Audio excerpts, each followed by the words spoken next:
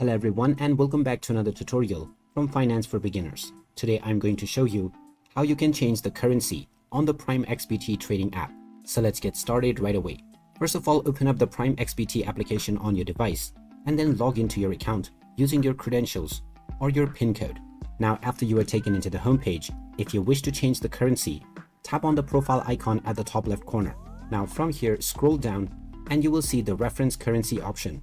Go ahead and tap on it, and this will now show you the various different currencies as well as crypto that are available. Just choose whichever option you would like to use, and once you tap on your preferred currency, you can go back to the homepage, and now the currency that you have chosen will be used to represent the various amounts and prices within the market. You can change this option at any point of time in the future if you wish by going back to the same reference currency option. And there you have it. That is how easy it is to change your currency on the PrimeXBT Trading App.